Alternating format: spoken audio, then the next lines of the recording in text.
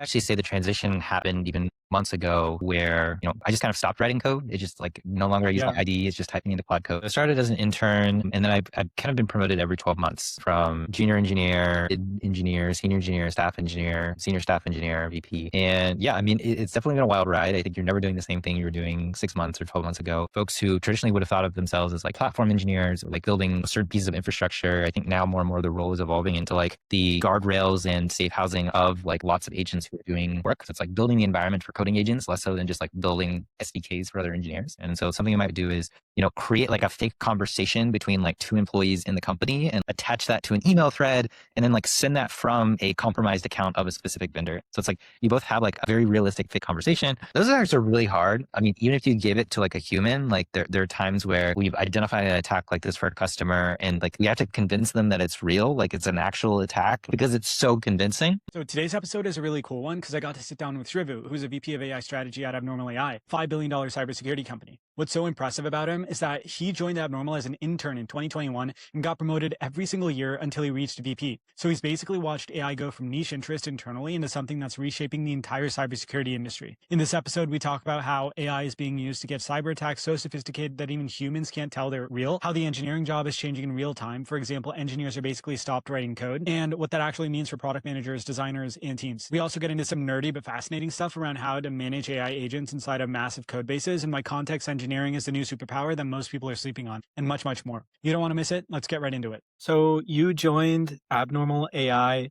in 2021, right? Yes. As an intern.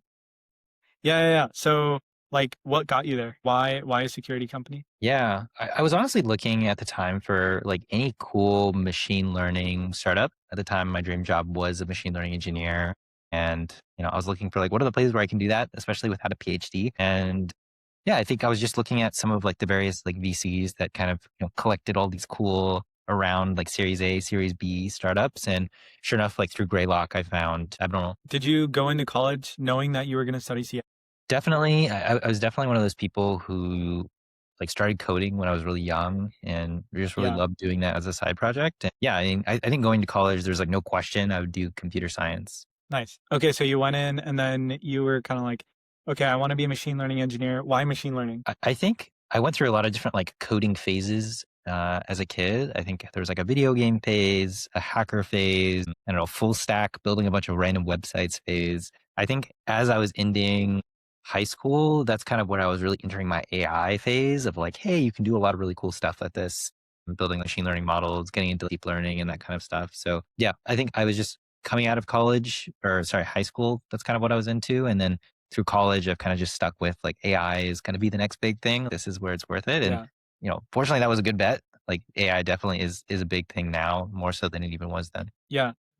So I think a lot of people are going to hear, oh, I was an intern in 2021 and now I'm VP of AI strategy at a $5 billion company in like 4 years and be like, like how do you do that? So like, yeah, how do you answer that? Yeah. I mean, I think there's a couple of things. I mean, one, just like naturally, it's much easier to do that at a company that is smaller and growing really fast. So, I mean, we're like 1,500 employees now. So decent size, but when I joined, we were around 100 employees. And I think it is just really easy to like rapidly climb the ranks in smaller companies that also just really reward impact over their, tenure. I think there's pros and cons to like different kinds of career ladders that value different things, but Abnormal just is kind of the right fit of like both a really good size, but also one that really rewards, just, doing cool work and being interested in working on cool stuff. And yeah. Yeah. So what did that look like though? So, okay, you're an intern and then you start as like a machine learning engineer, like when you're full time? Yeah, so I started as an intern, and then I've kind of been promoted every 12 months from junior engineer,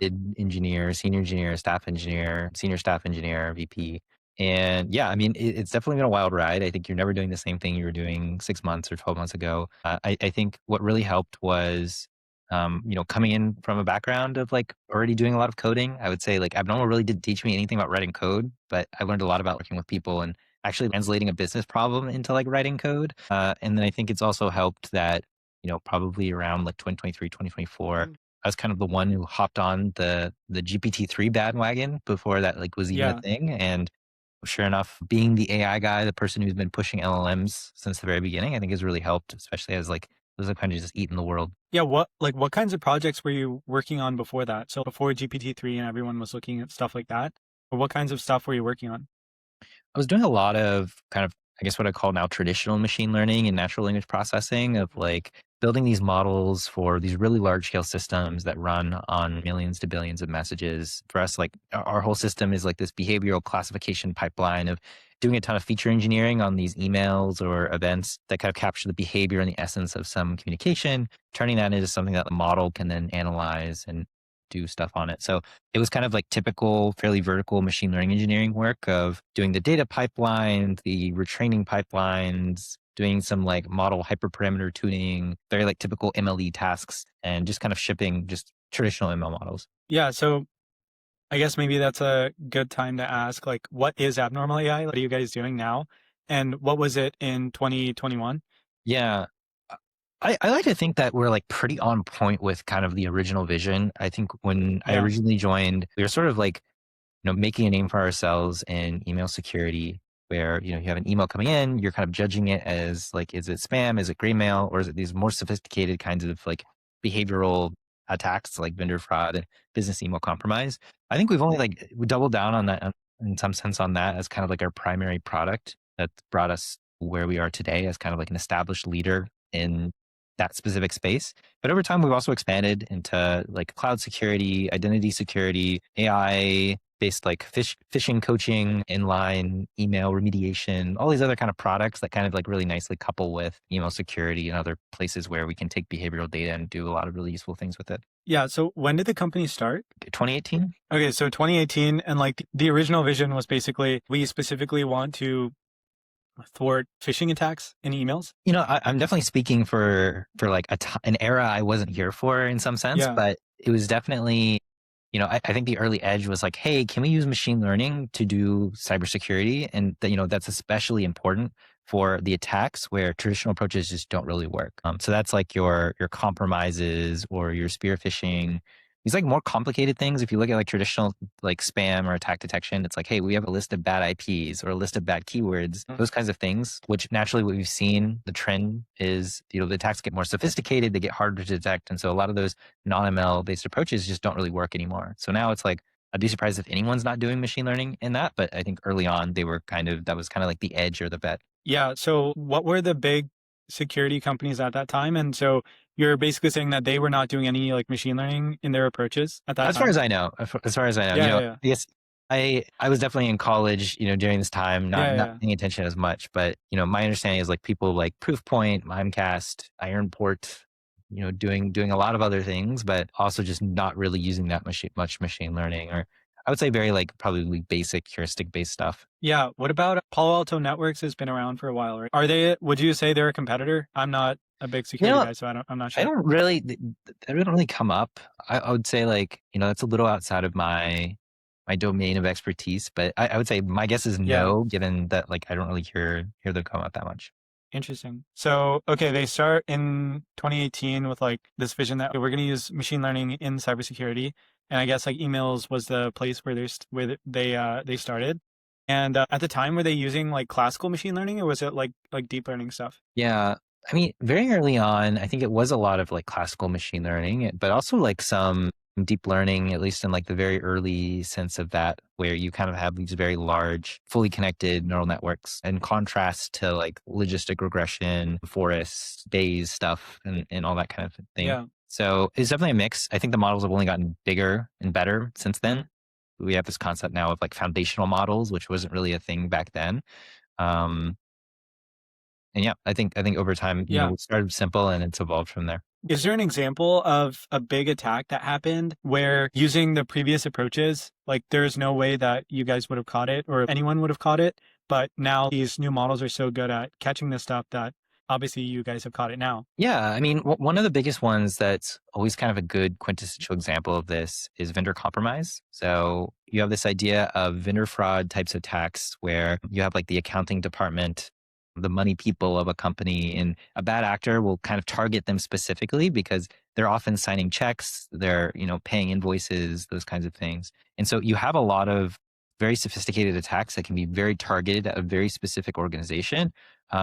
or, a very specific person within that organization. And so something you might do is, create like a fake conversation between like two employees in the company and like attach that to an email thread and then like send that from a compromised account of a specific vendor. So it's like you both have like a fake, very realistic fake conversation. You also have it coming from like an actual legit like IP, like a legit signature. Those attacks are really hard. I mean, even if you give it to like a human, like there are times where we've identified an attack like this for a customer and like we have to convince them that it's real, like it's an actual attack, like because it's so convincing. There's absolutely no way any of those traditional approaches can catch that because like literally everything is clean, everything looks legit. But through the magic sauce of being able to really understand behavior, how these messages typically get communicated, what we know about the business and the sender, we can kind of make pretty good determinations that are superhuman in some sense. Yeah. So I'm gonna like shift the conversation a little bit. So what would you say that like AI, like GPT-3, for example, like when it came out, like what was the biggest thing that GPT-3 changed for cybersecurity? Yeah. I mean, I would say most cybersecurity companies, I don't think like touched it. Like they probably, that was Yeah. before even ChatGPT. And so most people weren't even aware of it. I think one thing that was big that came up there was both the ability to create synthetic training data. That was kind of a new thing at the GPT-3 level of like, hey, especially for these very complicated attacks like vendor fraud, they're actually very rare. And so it's actually fairly difficult to build a traditional machine learning data set on those attack types. But if you can kind of get an LLM like GPT-3 at the time with no safety guardrails to just like generate vendor fraud, especially in specific scenarios, it becomes really great training data for upstream smaller models to train off of. So that was kind of one use case. There's some other use cases around like pre-processing and parsing where you kind of have like some sophisticated language patterns and it's useful to be able to do sort of like an OCR, but even not even on images, but on like, text feature extraction that requires a little bit more like world knowledge and generalization. And so there are also some tasks that GPT-3 was really good at. And we are kind of showing off a lot of internal evals very early on with some of those techniques, often like as a way to kind of boost traditional ML, but rather like not as like a core component of this tech. So what were you using OCR for? So if an email came, you would just make sure you would basically read the attachment in the email? Yeah. So in this particular case, I guess I'm using the word OCR, but really I mean like complex feature extraction. A good example is, for that vendor fraud case, a really common pattern is saying, hey, we've updated our billing account information. Here's our new routing number. Here's our new account number. And here's a phone number you can contact us with. They can write that in so many different ways and different formats. And sure, you can like write regexes to try to parse that. But those are the kinds of things where it's really useful to use some of these large language models to be able to look at like the raw text or HTML of the message and kind of feature extract the phone number or those kinds of things in a very like organized way where we could do more bulk analysis in features. So not necessarily like OCR in the sense of like image input, but more so like this idea of like kind of complex unstructured data parsing. So back to what you were saying earlier with using GPT-3 to generate data, what did that data look like? Like what kinds of stuff were you generating? Was it like fake email threads basically? Yeah.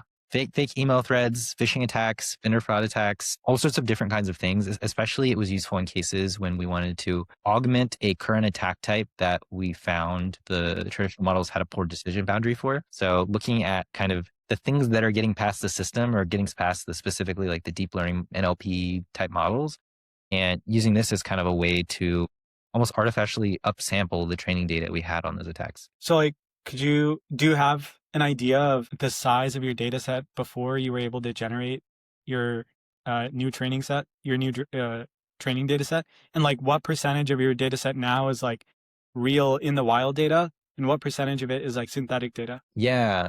That's a good question. Honestly, I can't really speak to the numbers today just because I'm not as close with the team. Originally, I could say like, hey, maybe for a specific attack type, we have like on the order of like 10 to 100 real life examples, and we're able to boost that to thousands to tens of thousands for training data. Oh, it's kind of crazy that like I guess you guys were using natural language like these GPT LLM models for those examples, but like tens to hundreds of examples doesn't sound like a ton to me for doing classical machine learning. But I guess you guys weren't doing that at that point. Yeah. Well, I mean, I guess we were attempting to use, we have a lot of different attacks even then for training sets. It was like for very specific niche attacks, especially ones that are kind of like on the horizon and we need to generalize for. It was really upsampling those specific examples. Yeah. And then like, I guess, do you guys have like an internal team of hackers that basically validates these synthetically generated data sets, or like how exactly do you validate that these are actually valid synthetic data sets that we should be feeding to our model? Yeah. So no red teaming in that sense. I mean, we have our own kind of red teaming, but usually not for that. I think it's actually much easier than even that. You can train a model with and without the synthetic upsampling and then see which one performs better in like an online test. So it was as simple as just kind of trying both approaches and then in a traditional ML way, looking at kind of the precision recall curves and seeing which one is better. Could you explain a bit about precision and recall curves for people who don't know? Yeah. So typically, when you have these statistical models and you're kind of in this domain of supervised classification, so it's this idea of like, hey, you have like an input and like an output that is a 0 to 1. It's like a specific kind of machine learning. You kind of can choose when you have this probability distribution of like between 0 and 1. Like 0, it's definitely not bad. 1, it's definitely bad. A way to like threshold it. So you have the different options. And so precision and recall are kind of ways to understand the performance of the model, where precision is basically saying, of all the things that I'm saying are bad, how many are actually bad? And recall is how well am I catching all the things that are bad?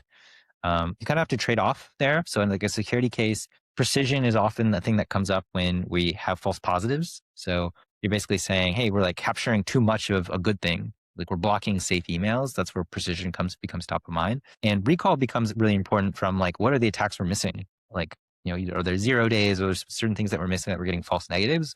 We need to handle that. So, the ideal magic world is you have amazing precision and amazing recall, but in the reality of like these statistical models, you have to like really make trade-offs between, what exactly you're picking. For us as kind of a detection system, we tend to look at that precision recall curve. So it's like on one axis is precision, the other recall, and sort of say for a fixed precision, which is like our customer facing SLA, what's the highest recall we can get? Okay. That makes sense. All right, I'm gonna shift the conversation again back to what you were talking about earlier. So GPT-3 came out, and you said like you became the AI guy, basically. Like, what does that mean? Yeah.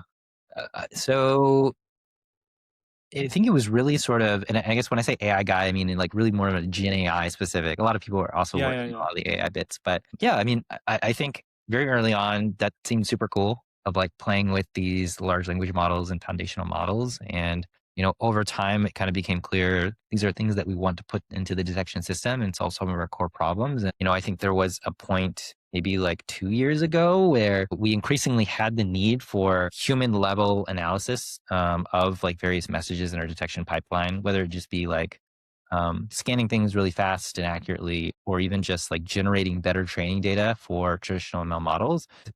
I ended up building like a lot of those different systems internally. At that point, we were on GPT 432K, which is still an awful model by today's standards, but we are able to bootstrap it to like work pretty well at nearly the level of human analysts on certain data sets. And I think it only kind of grew from there, doing detection LLM stuff there, applying it into like other products that we were building that were even outside of like direct cybersecurity classification tasks. And then now, everything is agent based. And so, it's naturally kind of just evolved into a specific use case to a product area to just how we run the company. I've talked to a lot of people at maybe like some smaller companies or maybe less tech forward companies. And they say that when GPT came out, I was trying to get our leadership team to kind of like make this a thing and make sure that everyone on the team gets on board and like everyone starts using AI. And it's been like hard for them to do that. My guess is that wasn't difficult for you guys just because you're like an ML company to begin with. But like, what did that look like? Or was everyone pretty much like, oh, this is like a really big thing. Like we need to get on this fast? Yeah. I mean, in terms of like AI transformation internally, I think it started out honestly as just kind of an experiment of like, hey, we like threw up a chatbot that, did cool tasks. And honestly, it wasn't that useful, especially initially. Classic.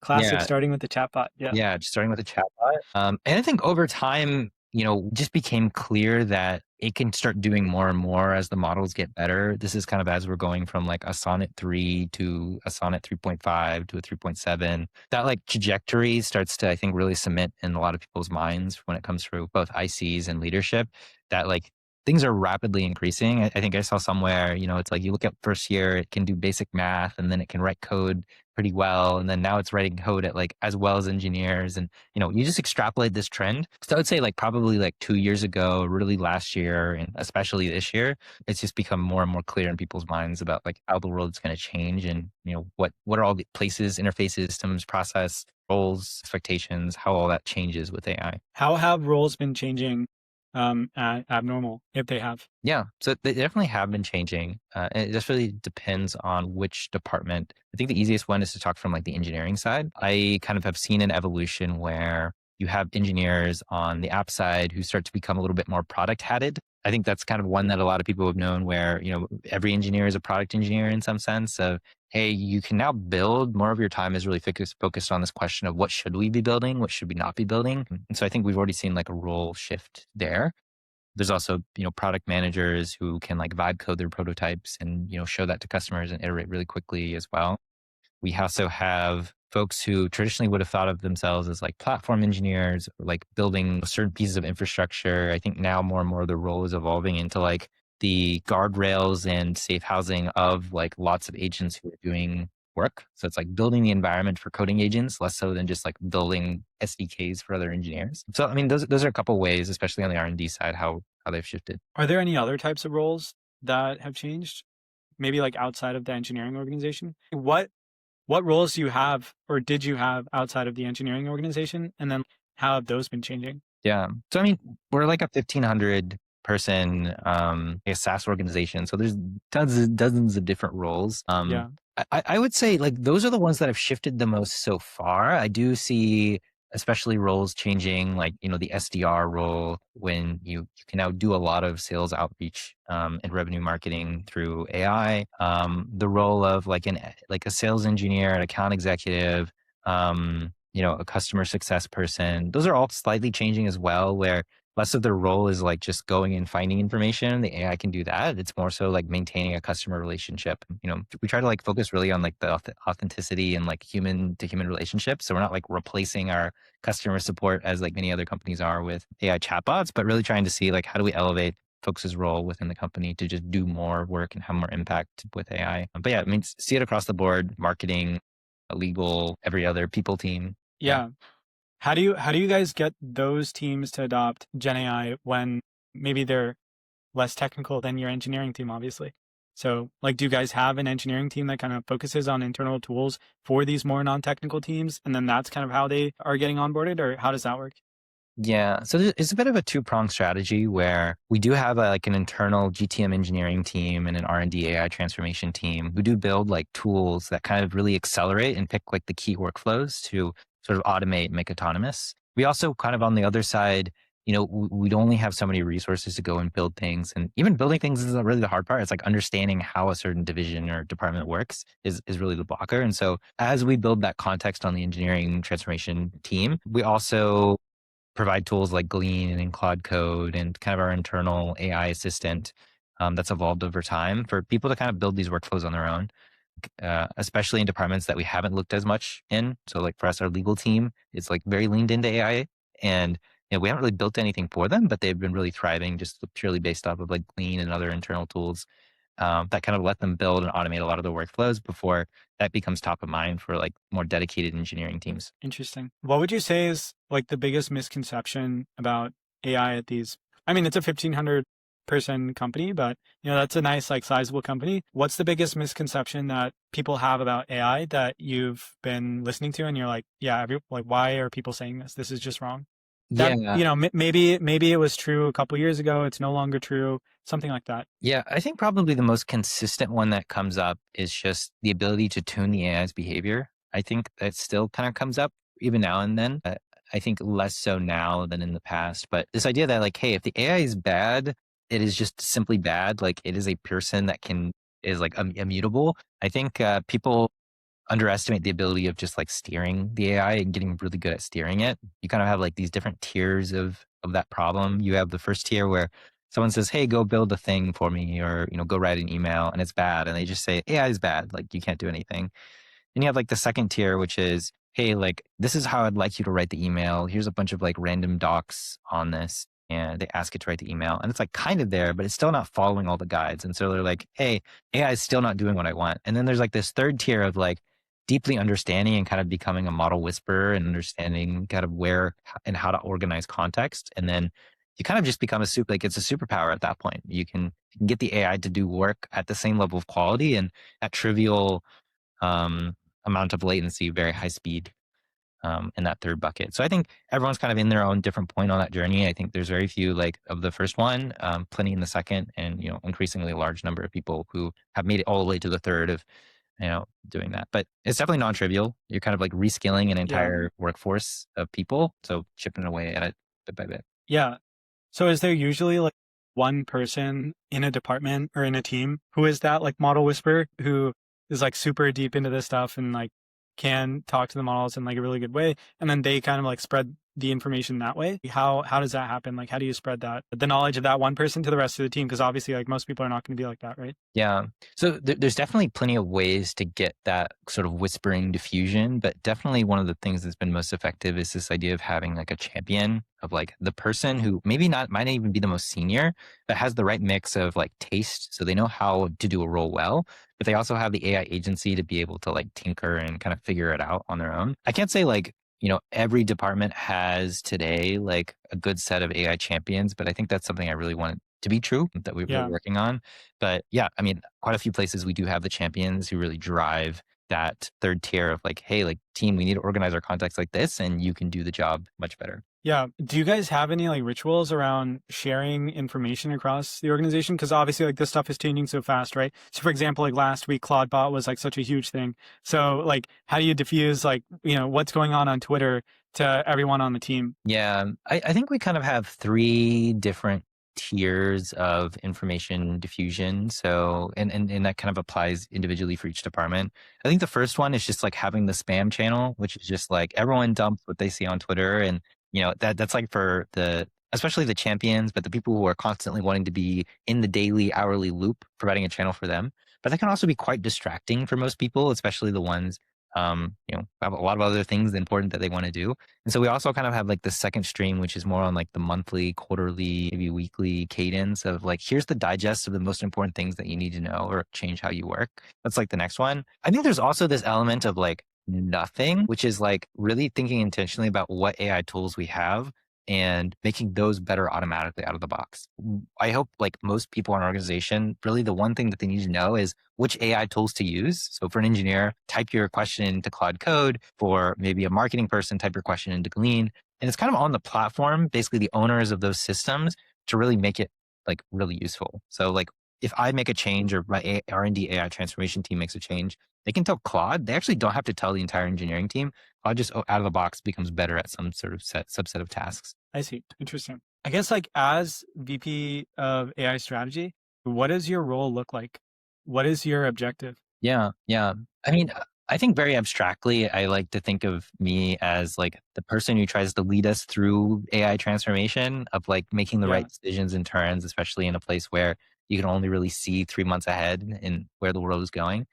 Um, in terms of my day to day, I think I have a nice mix of like strategy, trying to think of like what should the world look like 6 months to 12 months from now, and making sure folks are aligned on like we're doing the right projects to get there. There's another element of like execution of like trying to make sure that the existing strategies are being implemented correctly, and helping out where I can to provide any additional resourcing.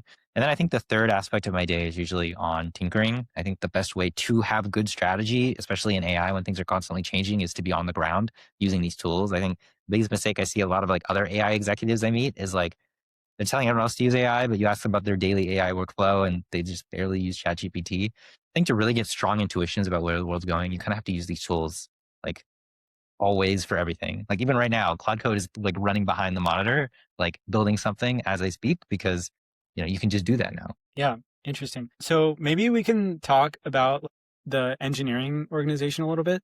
So I think you've mentioned somewhere that you guys are generating obviously like billions of tokens at this point of like code. And you wrote that a lot of your code is now basically just AI generated code. It's not like you writing code anymore.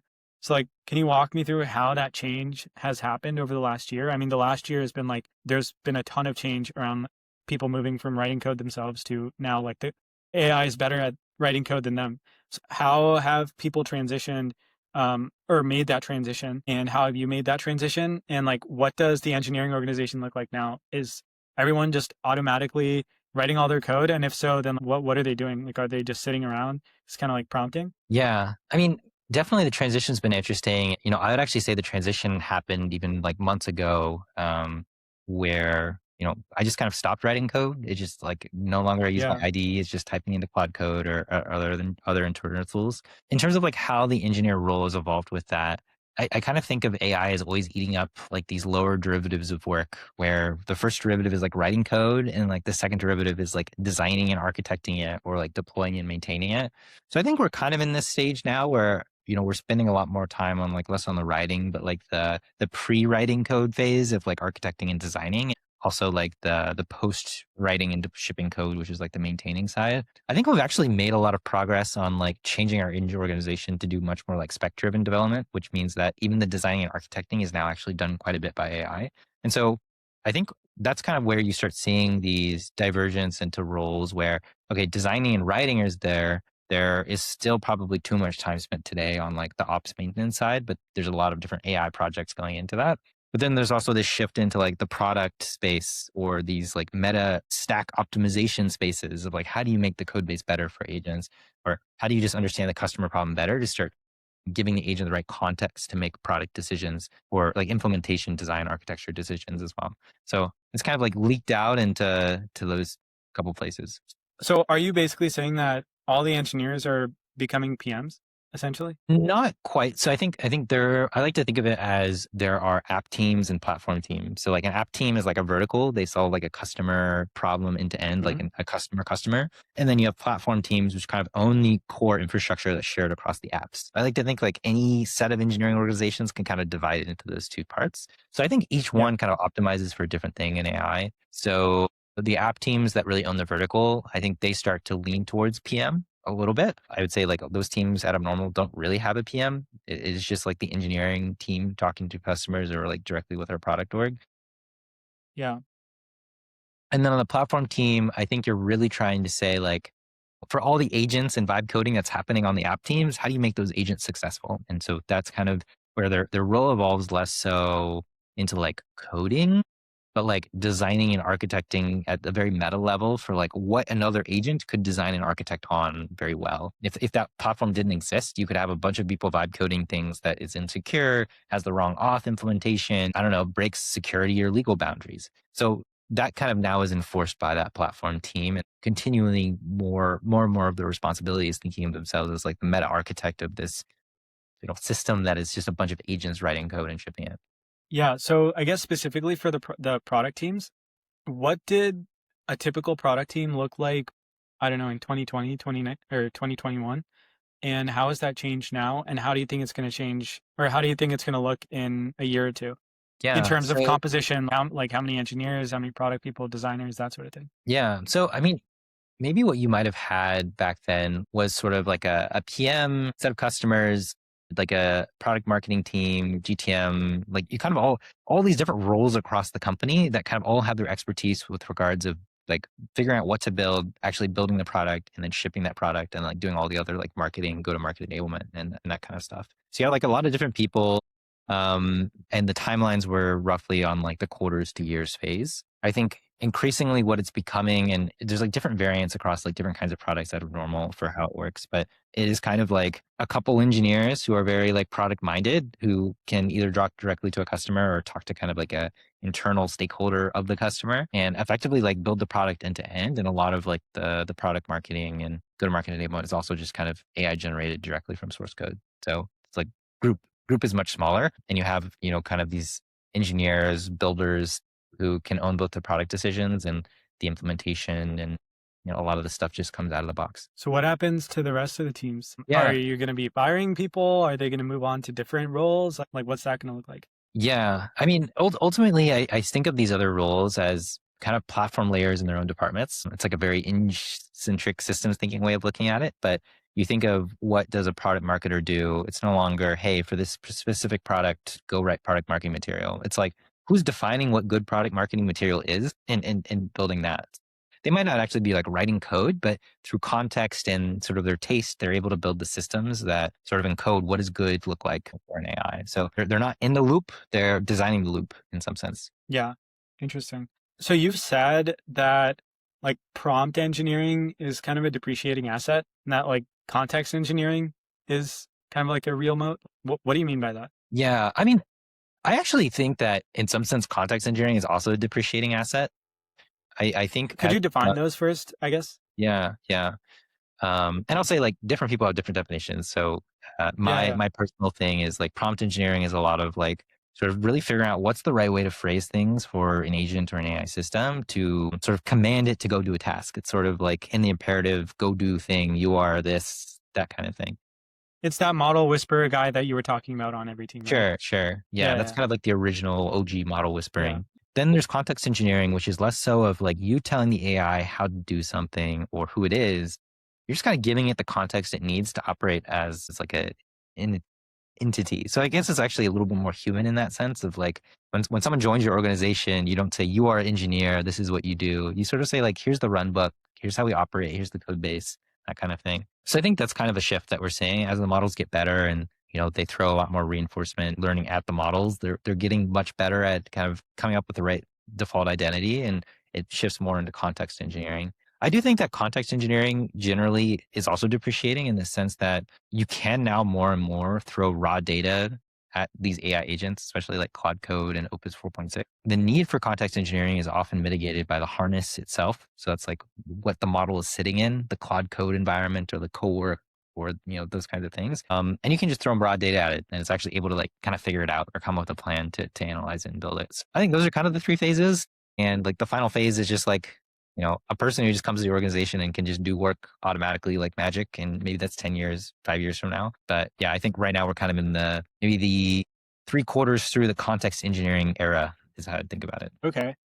I think this is related to the Nora Tech Plan tool that you built a little bit. Would you say that? This sort of like context engineering, that sort of thing? Yeah. So, I mean, we do spend a lot of time, Nora Tech Plan is part of how we do spec-driven development. And yeah, like a lot of how that works is purely context engineering of saying, here's the important files in our code base and kind of letting the agent figure out what's the right way to design a system given those context files. We're not really telling it how to be a good designer. We're just giving it as much context as we can as like, what's the best practices? What are the no-go and architectural decisions it should adhere to? Could you talk about it in a little more detail? So like what exactly is Nora Tech Plan doing that I guess you couldn't just do yourself? Or is it just automating something that is in your head and you're just like, this is the way that we should be doing development now? Yeah. So I would frame it in like the overall industry trend of like spec-driven development, where you kind of need a spec to give to the AI agent to go do work. Specifically, that tool is how we approach it at Abnormal in like a very intentional way to kind of nail a couple different things. When you're doing spec-driven development, I mean, the first thing is the spec needs to be accurate. It needs to actually spec like something that's correct. And so we do a lot of work there to kind of specialize the prompt through context engineering to find the right pieces of things, like, saying the architectural decisions and like how to write good code. There's also a lot of work there to make it like reviewable. So like a spec can be quite large, especially for complex changes. And we've done a lot of work there in our internal tools to make them easy for humans to read or like skimmable, which is like huge because, if a human is both uncomfortable with the scale of the change and can't review it, then that's kind of a useless tool, even if the AI is correct. And then, I mean, there's also sort of like this idea of when you try to like really rebuild your engineering organization, you have all sorts of different rituals. One of ours was like this like tech design review, which is this idea of like, hey, we come together and we design and like review architecture together as a group with spec-driven development to really truly embed that into organization. We wanted to replace that process.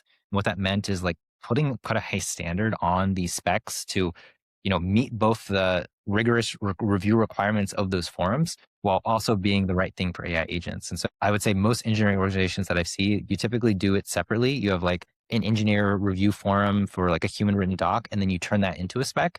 In this case, the spec is the same thing that is being reviewed in that forum, which has a lot of benefits, but it's also much harder to achieve that in an engineering organization. And, it just takes a lot of context engineering. At the end of the day, there's not even that much code to it. It's just a lot of, setting up the right markdown files to get it to work reliably. How do you get people to think about context engineering in the right way?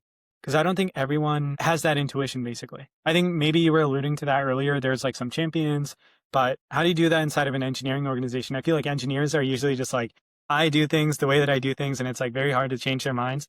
So yeah, how do you do that inside of the engineering organization? Yeah. I mean, so that is like effectively like the rescaling that we have to do for the entire Eng team. I think champions is one of the biggest ways that we do that. I think we also do it by with tons of enablement, internal hackathons, demo hours where we kind of show off like, here's how you can use this tool and here's like why it was uniquely useful to now get something done. We also do a lot of like piloting where we see for a given like change that we've made to these tools that are very context dependent. How can it, does like a team naturally pick it up, or like where are the friction spots, or, is it even clear what context they should be updating? Using those pilot groups to kind of tease out with kind of early adopters where the problems are, how can we most streamline this process? Like you're right, like a lot of engineers are sometimes like averse to this idea of like, delegating to AI to like write a lot of their code, and making it as smooth of an onboarding process as possible is kind of like a really important like internal product manager kind of thing we have to think about. Yeah. It seems like, I don't know, this is just like a random idea off the top of my head, but the manager's role now, like the manager's role in a team is kind of like to make sure that everyone's staying on top of context engineering, essentially. How to work with the agents, because a lot of the work, the real like coding is being done by the agents.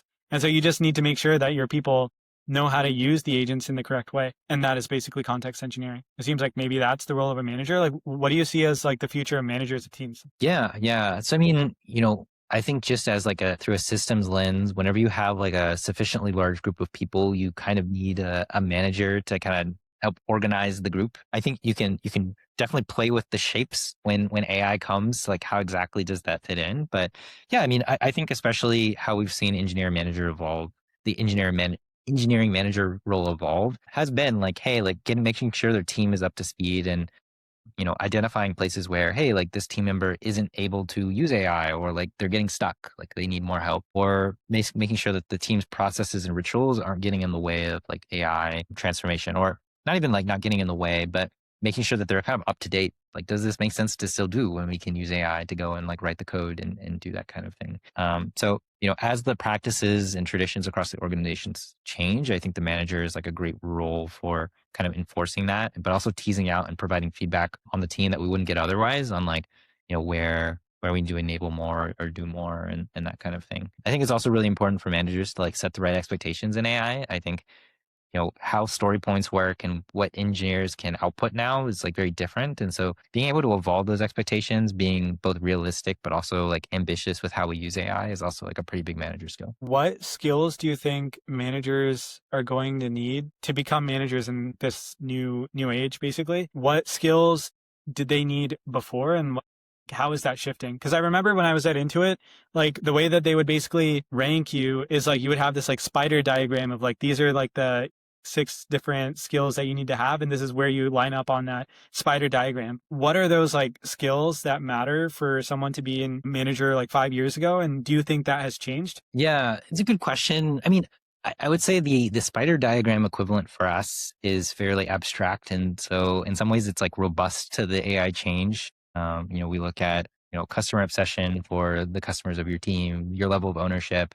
Those are things that only like almost become more important there. So I think it's useful to have like cultural values that are kind of robust to AI.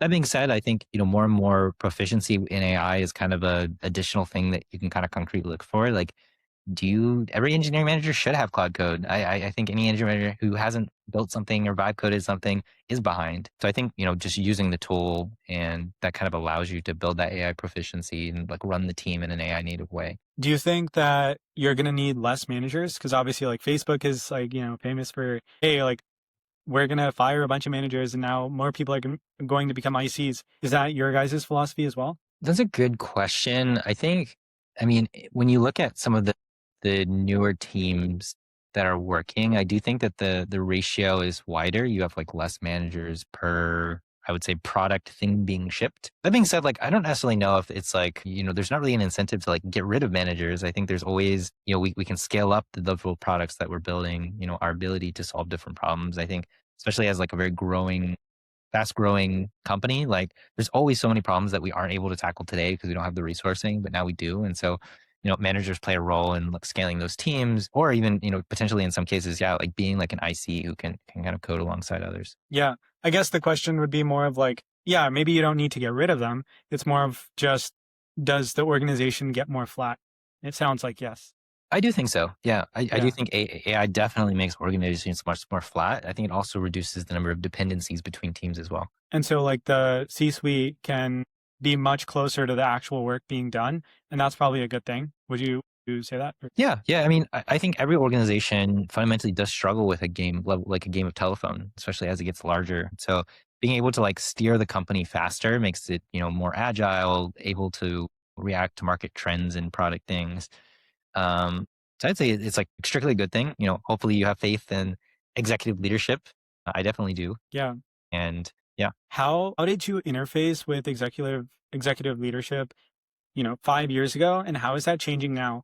Because if, for example, this is true that like the organizations are becoming more flat, the C-suite is getting closer to the actual work being done, are they basically becoming PMs? Like, are they that close to the work where they're kind of defining, hey, like we're going to be working on this, and they're that close to the work being done? Or like, how is that interface of the people doing the work and the C-suite changing? Yeah. So, I mean, 5 years ago, I was an intern, so didn't really Yeah. interface at all with the C-suite. Now I do spend a good amount of time with them. I think there's definitely a couple ways that they can interface, and maybe it kind of adapts to the executive leadership style. There's probably like the meta process manager of like, hey, the C-suite is really like being able to use their own AI agents and tools to really understand what's happening in an organization and make changes to make it more efficient. So it's almost like a meta systems designer type executive role.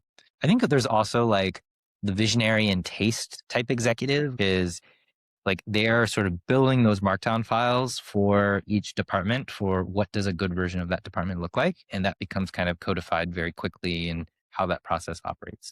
That's sort of like using their product sense or sense of taste to distill into the various departments like directly. So I think that's kind of the other one. So it's like process manager, meta optimization, and then there's like distilling taste into the different departments of like, what's the company vision? What's their North Star? What's their strategy? That's especially one that benefits a lot from like a flatter architecture. Yeah, I'm going to shift the conversation a little bit, if that's okay. Agents. So I guess like when did agents start coming into your purview, or like when did you start hearing about agents? And then what were some of the early agents that you guys deployed? Yeah, so we started agents pretty early, around when GPT. And maybe before we get into that, could you just define agents? Yeah. I think of agents as like an LLM based system that can call tools. That is how I would define it, where like tool calling is kind of the key differentiator from just kind of a LLM system that does things. So And what is a tool call? Tool call, yeah, good question. So LLMs produce text. Fundamentally, it's text in, text out, for the most part. A tool call is the ability for the LLM to generate text that is kind of like metadata to call a specific function that's like external. So it's like this ability to take actions. And so what you'll see is rather than saying like, here's text in, text out, it's text in and it's, I would like to use a tool that does XYZ and like run this function. You run the function, you give it back, and it generates the next completion, which could either be another choice of tool to call or a response back to the user. So it's like this idea of you're giving this text in, text out based model the ability to interact with the world by giving it the ability to ask for external information to be given to it. And that is a tool call. Cool. Yeah. So I guess going into like how we initially started agents, we were definitely looking at that, how do we increase our speed of good, high quality detection decisions? And that's was around the time that GPT-4 32K came out. And yeah, we were kind of just like exploring it. It turns out it was working really well. We were able to adapt a lot of our traditional like feature engineering and signals into context engineering and like prompt engineering for these agents, and basically turn them into these analysts that could really both help in like our online detection where we needed this additional kind of generalist model to review messages, but then also as just a way to bootstrap more training data and signals. A lot of our traditional machine learning models use supervised learning, which is like you have a bunch of labels and you're saying like X, Y, go get better at pairing those together. And so generating high quality data sets for that was really useful. Over time, it's evolved. Agents are getting more tools. They have their own sandboxes. They are just generally very performant and much more cost efficient than they have been in the past. Why did you need an agent for that? And why couldn't just an LLM on its own generate that data for you?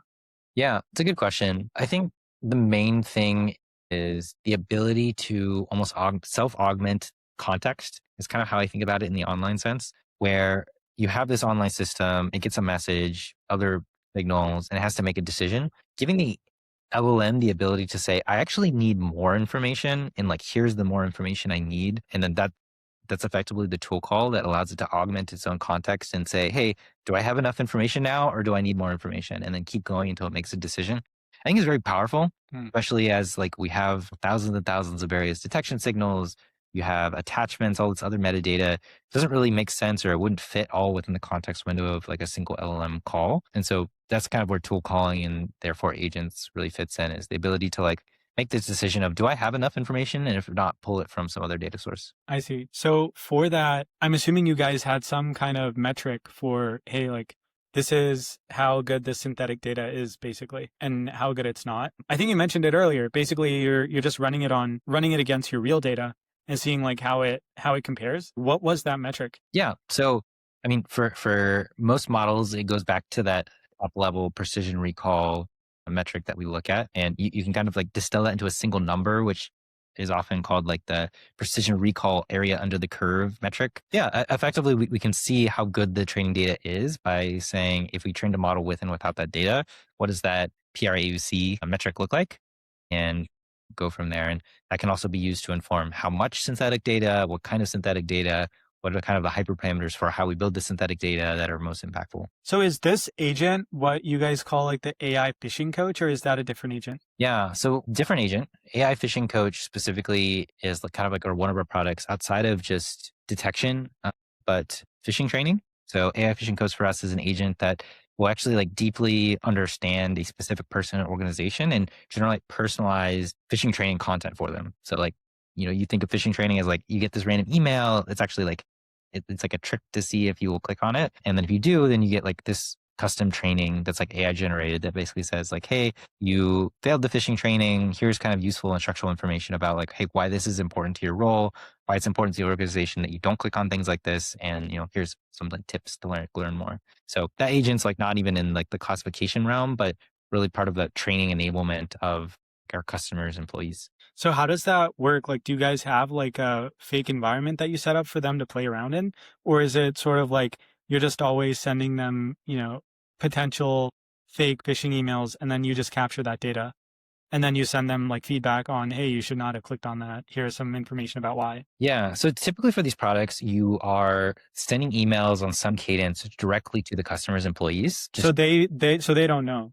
Well, I guess the customer's employees do not know. Yeah. Part of it is like a test. Like, even though it is a safe email, effectively, like it looks like a dangerous email. And so it's kind of a way to understand, if a real phishing email hits your customer's employees, like how would those employees be able to, know if it's bad or not, and like, would they report it? So yeah, the product effectively does like craft these personalized phishing messages based off of someone's role and background, and then we basically see what is the clicking fish rate of those attacks, and that helps kind of understand their security posture. And then what do you do with that information? So, okay, they understand their how their employees are performing in terms of phishing email security. What do you do with that? Yeah. So, I mean, it can be used to justify other security investments for the customer. Do you need more phishing protection because everyone's clicking on them? It also allows them to conduct like personalized or even like enablement through our side on like who needs more training. So it allows you to kind of like target more education and resources towards those employees. And yeah, I mean, in many cases, it's like actually just like a mandated thing. Like a lot of companies just need to have phishing training as something to provide to their employees. It's like a legal requirement. I believe so. Yeah. Interesting. Also, I think you guys have an AI data analyst agent, yeah? Yeah. AI data analyst is like another agent that we have that focuses, again, not on the actual core detection use case, but really understanding the various data we have on customers. We have such a ton of data on the various attack trends for specific customers, industries, other ways you could slice and dice customer segments. Really, that's an agent that allows people to kind of do, it's effectively like text to SQL over all this detection data that we have to kind of help them understand what's the value Abnormal provides, but also, what are the interesting attack trends that they could be interested in. Who is the user of that? Yeah. So, I mean, security teams, CISOs, typically leadership of the security organization that are customers. Typically, they're the ones who kind of want to understand like the high level numbers, the top line of like, what is Abnormal saving us in terms of like a risk avoidance, and what is Abnormal doing? What's the ROI and business value? Have you guys thought about spinning out that as its own product? Because I know a lot of other companies are trying to sell basically text to SQL products. because that's like it's a very useful thing for like most businesses, right? Like, you have your data analyst team, but you have the business people who are making the decisions. You want them to be able to get their answers immediately rather than waiting on this data analyst team to, write the SQL queries and prioritize everyone's asks and all that. Yeah. I mean, I don't think so. I think, for us, the value of the product comes from the fact that we have so much data on like a user and like cybersecurity. I don't think we add really anything uniquely valuable in terms of like being able to do text to SQL well. I think Opus does the heavy lifting there. So, for us, our value add is our behavioral data. And so we build products around that less so than just generally AI capabilities. So you guys didn't have to do any special work around like our data sets have thousands of columns. We're going to have to do some funny stuff here to make sure that, the text to SQL is actually accurate, because there's just way too much context that we have to send it otherwise. Yeah, no, I mean, we definitely did funny stuff like that, especially when we released this product early on. We didn't have Opus 4.6 and these models that are much better at writing code and SQL queries than they were before. Yeah. I mean, we did sort of do what I like to call like hallucination driven design, where you say, hey, for a given question, what do you think the table would look like? And design our own data models and views to effectively materialize into what the LLM hallucinated. If it really wants to call a column this and it keeps guessing if the column is this, even if we document it, we just change the name of the column to align with what the AI finds natural. And that ultimately just allows you to generalize much better and also reduce your prompt sizes. Interesting. Are there any other like agents that you're really proud of that you guys have worked on? Yeah. I mean, a lot of it is also like on the internal side more recently, like where we have an agent right now that can like listen to all of our design review calls across the organization for where we're doing like design and giving feedback on code changes and that kind of thing. And that's able to like go and update our markdown files automatically, which is pretty cool. So you can kind of have like a self-learning organization where all feedback literally translates back into like the overall coding system getting better. All sorts of stuff like that.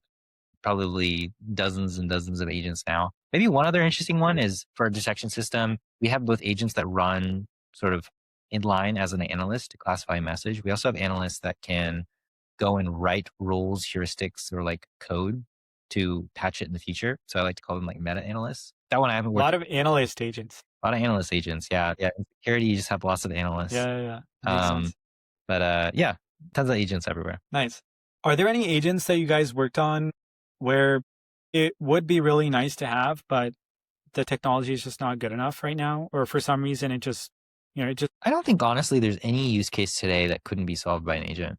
I think there are definitely things we've tried that didn't work and don't exist, like just are not running anymore. But I think a lot of those were more so on like product UI UX failures than anything to do with model capability. Could you talk about like what are those like UI UX failures?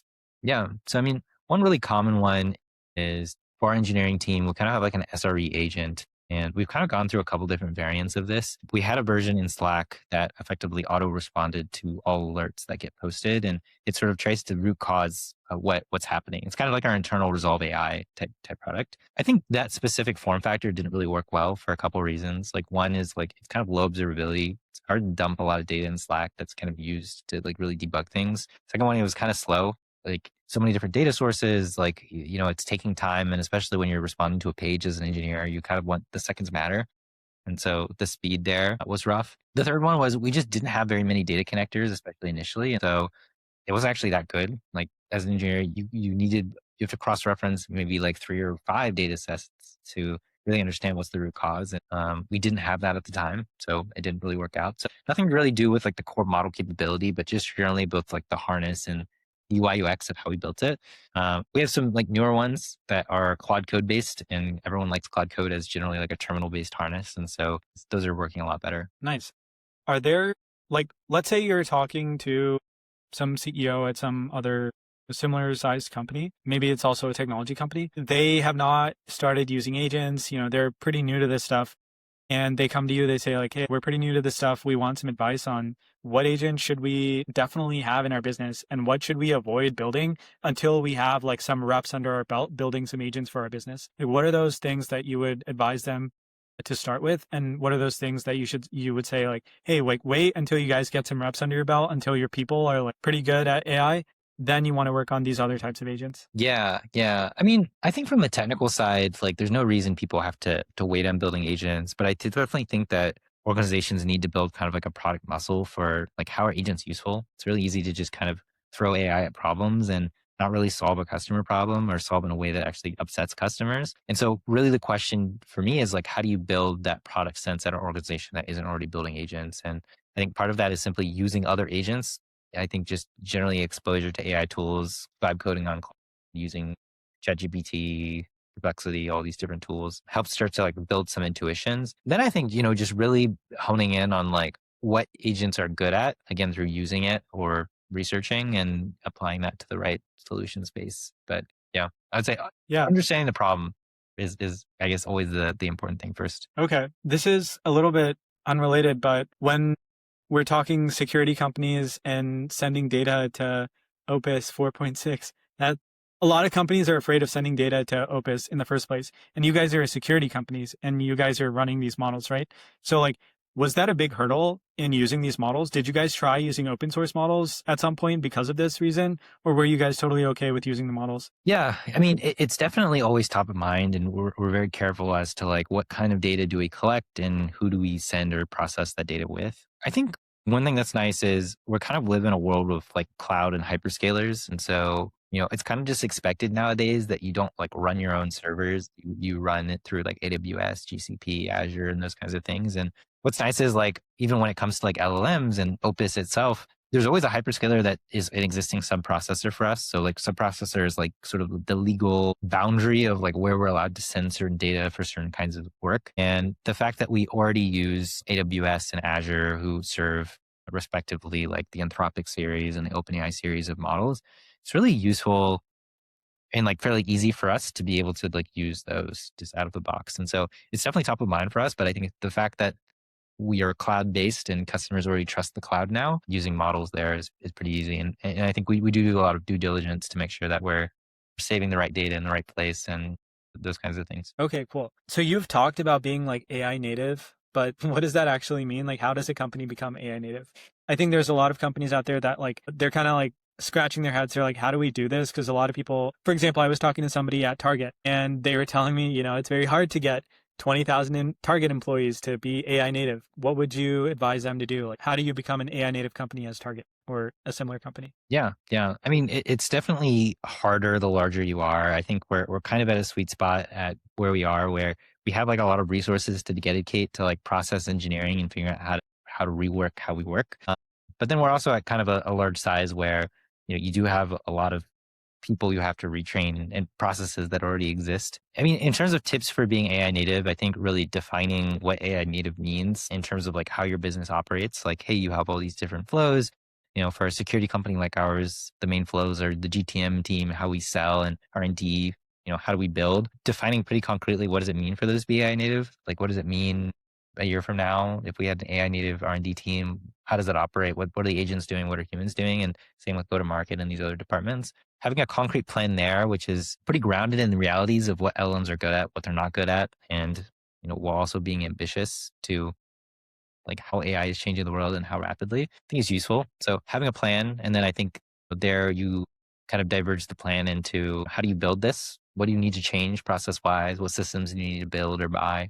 And then also the people side of like how do you change the expectations for people? How do you um, sort of rescale, enable, and those kinds of things. So maybe I would say like for getting to AI native, it's like coming up with a plan and then kind of going down the build and how do you change process, but then also how do you retrain and enable process as well.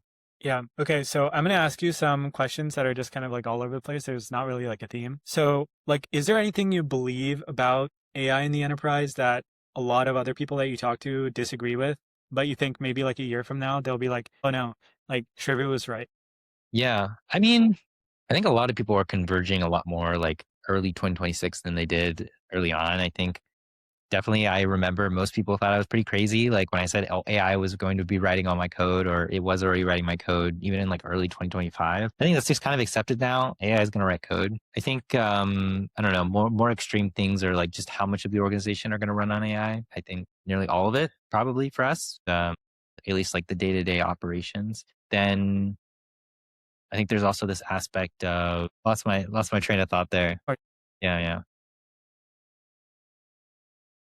what are like small like automations that you use on like a day-to-day basis that aren't necessarily engineering things? Obviously, like you have a bunch of like crazy custom stuff for your engineering, but outside of that, like, do you have any like fun little automations you use? Yeah, yeah, yeah. Definitely for personal work. I mean, I'm always looking at like every week and like what could I have done with an agent. I think, I use it a lot for strategy. I love just taking in like all of the various Zoom calls I was in, all the docs I've written or other people have written, and kind of using that to, inform what direction should we go, like what advice I can give to people. So, I mean, it's sort of just like AI for document writing. I use that a ton. I think especially as a large part of my role is like writing documents and trying to influence, using it there. Yeah, Question about that actually. yeah. How do you like when you write documents using the AI, how do you make sure that the documents are not just AI slop? Like it actually writes it in your voice, in your style. Yeah, I have a couple techniques. I mean, the first and most easy one that I think already a lot of people don't do is just like adding a ton of context, especially with models nowadays that have pretty good context understanding and can take a lot of data. Um, just throwing a lot of Zoom calls in, giving it almost as much information as I potentially know from my past experience on how to solve a problem. That's kind of the first one. I think the second one is asking it to interview me before writing the document. Basically, I'd say like, hey, give me a detailed interview of like what I'm trying to get out of this and what might be useful for building the document and answering those questions. I think that's hugely useful to fill in the gaps. Another one, I often like to write the headers of the document ahead of time. I think that's kind of like a really easy kind of just prompting trick is to, when you're writing, have it like write what are the H1, it's always marked down. So like what's the H1, the H2, the H3 sections for the document? That kind of helps it give the scope of like, what are you trying to target and what's the kind of content and like the level of detail you want. Yeah. And are you doing this in Claude Code or are you doing this like in the UI? I used to use Gemini, but most recently I've Yeah. switched everything just to Claude Code. It's the Yeah. unified interface, even for not writing code. Interesting. Have you ever used Codex? I do occasionally. So I definitely use it through the API sometimes just to make sure that I'm aware of how these other AI IDEs work. I would say like, I mean, Claude for the most part gets everything done that I need it to. And so there's not really Yeah. a reason I switch. Do you think they're pretty much going to converge to the same thing? Because to me, it seems like Codex and Claude Code, like Codex is definitely the one that's not innovating. They're kind of just like copying the features that Claude Code is coming out with. But like, yeah, what do you think about that? Yeah, I mean, I would agree. I think Anthropic is typically at the forefront of like harness design, where I think of it not even as like a coding agent, but just like a general purpose agent that happens to write code really well. I don't know. I mean, I think that's the state today. It could change. I could see OpenAI getting ahead on Yeah. certain like harness capabilities. I think they do have like unique advantages in like certain domains where Anthropic doesn't. I mean, it could definitely change, but right now I'm just a pretty big fan of both Claude Code and the model and the harness. Yeah. A lot of my friends like recently have been using Codex, like specifically 5.3, like the 5.3 Codex model, just because um, for really hard like debugging problems, I guess this is more of a coding thing. But for really hard debugging problems, sometimes Opus will like go in a loop and like it won't be able to solve the issue. But Codex will a lot of the times for those like really hard things, just like solve the issue for you right away. So they'll have like Codex open on one terminal, Cloud Code on the other one. And so whenever like they are trying to solve one of those hard problems, they'll use Codex. But for most things, they'll be using Opus. Yeah, yeah. It's interesting. I mean, I definitely think that there's places where it shines in either way. I mean, personally, my philosophy is like part of how we do R&D transformation is just like make it as easy as possible for the AI to get things done. And so I would say like in our stack, like it should be already pretty easy. We give Opus the right tools to debug. And so honestly, it's pretty rare that I throw something at Opus. Sometimes I'll copy paste error messages or copy paste a bug report in Slack and just throw it in, Mhm. and then out pops the PR. And can't say I've seen any case so far yet with Opus 4.5 or 4.6 where I couldn't do it. When you said you were using Gemini earlier, were you using their CLI or were you using like the UI? No, I was using the Gemini.google.com app. Hmm. Really like it Even for because as a coding? not for coding. No, for that was Oh, for okay, like okay. writing. Yeah. I see, I see. And you just liked its writing style better at the time, I guess? Not even that. What I really liked about Gemini was the family plan, honestly. Like all of them, Okay. like the UI were like, or like the UI chat apps were fairly similar to me at the time. And Google Gemini has the nicest family plan where like anyone on your family can use the same tool for the same subscription. So Yeah, I don't know. Big fan of like making sure everyone in my family knows about AI and stays ahead. So Yeah. it's kind of nice. On that note, like, how do you stay ahead on everything that's coming out? Because obviously there's so much coming out every single week. Yeah. Honestly, I think just like, 10 minutes of tech Twitter a day and then just using the models as much as I can. I would say almost everything I know is just purely from me using it. I'll see a blog post and I'll be like, oh yeah, like that's something I've noticed that it does. So I can't over encourage it enough that just simply using these models as much as you can and really evaluating what are you doing that can't be done by an agent is like super important to build that intuition. Yeah. Are there any MCPs that you use? Honestly, not really. Actually, no, there is one that we still use a lot, which is the Chrome DevTools MCP. It's one of the great like browser use ones for Claude Code. Basically, if you just want it to like go and pull network logs, go and browse an app, do various browser related tasks, it's pretty nice. I'd say almost everything else we've moved to CLI, both for like my personal side projects and what we use for work. And so just directly uses the CLI tool and like it just works. Yeah. So happening So to be, no MCPs connected to the CLI, to the Claude Code CLI? nope, Oh, wow. Have you heard of Exacode? EXA no. Exa? So personally, that's like the only MCP that I use. Basically, it'll just like pull in the latest documentation And on some kind of API if you're trying to implement an API. It's yeah, just kind of helpful. one thing that we do to kind of avoid the need for an MCP like that is we have like a regular task that will go and download documentation from the tools we use and then like insert it as markdown into the repo. And so it's already like co-located there. And so there's no like additional fetching needed. And it also helps us like avoid like a vendor prompt injection kind of situation if we can Yeah. store it in the repo. It makes sense for you guys as well because you guys aren't probably calling many API, like internal APIs. It's going to be all internal stuff, right? So like, I guess like what I'm using it for is to build like random little apps. And so obviously like I'm calling random APIs. So obviously I need to pull in their documentation. So it's a little bit different. Yeah, that makes sense.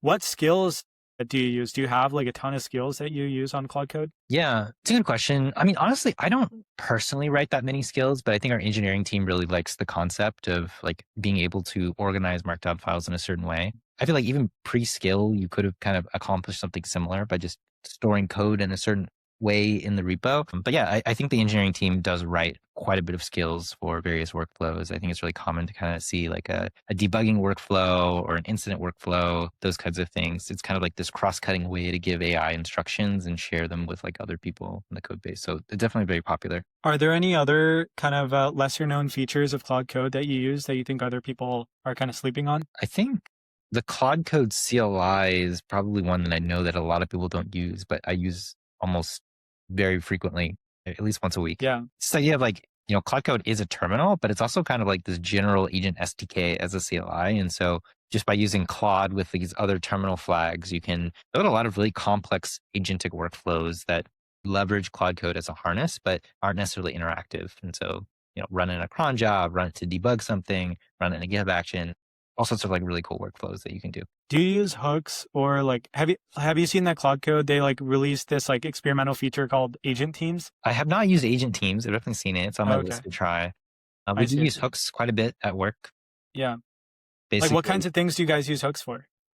So we really believe in like this idea of like shift left validation, which is I think kind of becoming more and more common with AI coding agents, which is you want more and more linters that can kind of programmatically give the agent feedback as to like what direction it's going and if it's doing something bad. We use hooks as a way to enforce and provide feedback throughout the agent coding lifecycle. And so, maybe before it git commits, we make sure that it runs pre-commit. Before doing editing some file, we can give it feedback on how to format that file. It's a really handy way to tune Claude to like a more enterprise monorepo when you can kind of already know what are the common mistakes that it makes and insert hooks to kind of prevent that or guide it in the right direction. Yeah. The other thing I wanted to ask was you guys are running Claude Code on a very large code base, right? Like I'm assuming it's a very large code base. I'm not running it on very large code bases for the stuff that I'm doing. And I'm sure you're working on side projects where you're working on much smaller code bases than obviously like your work's code base.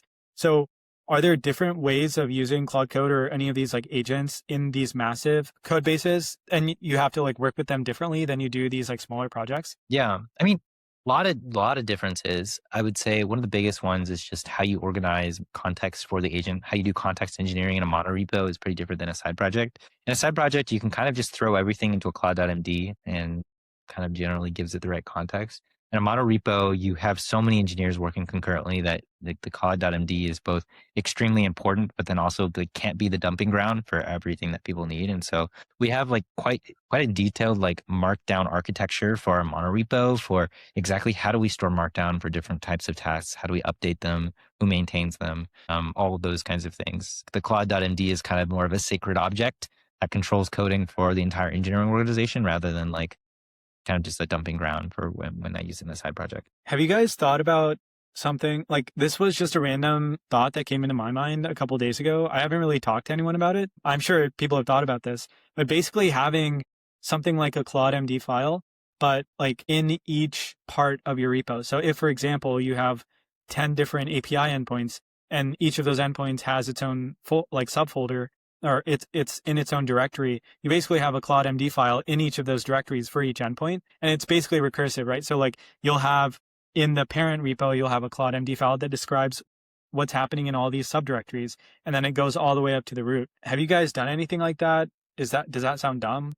No, I mean, that is a native feature right now of Claude Code, which is you can have I didn't even know that. subfolder cloud.mds. Yeah. But we actually don't do that. We kind of have our own slightly unique syntax that we provide to engineers. And the rationale being we actually have people using a lot of different AI tools on the code base. We primarily have Claude Code, but we also have a lot of cursor users. We have a tool called CodeRabbit, all sorts of like very other random automations that are custom that run on top of it. And so Cloud.md is great for specifically Claude. We actually do something where we have our own kind of internal syntax for writing what we call like dev and usage files that are in the code base that can be anywhere. And we have automation that will automatically convert those into like repo level Claude cursor CodeRabbit rules automatically. So this idea is like the engineer only really needs to do like the very basic stuff. And as a platform that controls the code base, the AR&D transformation team can just kind of like build the automations to build the cloud.mds from that proprietary syntax. So we can kind of remain AI tool agnostic and also kind of automatically apply best practices. Like you can kind of throw anything into a cloud.md, but here we can enforce like, how do you write file paths? Are you like, using an absolute path or like a misspelling of a path, or are you just dumping way too much context? We can enforce token limits and stuff like that. Interesting. One last question. So you mentioned that these infra teams, you can see them basically becoming like agent harness teams, essentially. Do you guys have that right now? And if so, like what are like some of the interesting learnings that you've gotten about like what makes a good agent harness? Yeah. I mean, I think we're moving more and more in that direction. I can say probably it's not until very recently that we've really shifted our infra teams to start working directly on this as kind of like their top objective. I mean, I think one of the most interesting shifts is like how does like customer obsession, which is a core value of ours, change? Your customer is no longer an engineer; it's the engineer's coding agent, which kind of changes how you think about like feedback and self-evaluation and that kind of thing. Like, whether it works or not is not something you even necessarily ask the customer, but it's something that you run it through 10 different Claude Code sessions and say, is Claude able to use my library appropriately, or is it getting stuck? Like, what's it getting stuck on? Those are kind of questions and the way you iterate, and like the customer changes, to like the customer's agent rather than the customer directly. Okay, interesting. Is there anything that I haven't covered that you were like, oh, like we should have covered that? No, I think that's pretty high coverage. Cool. Awesome.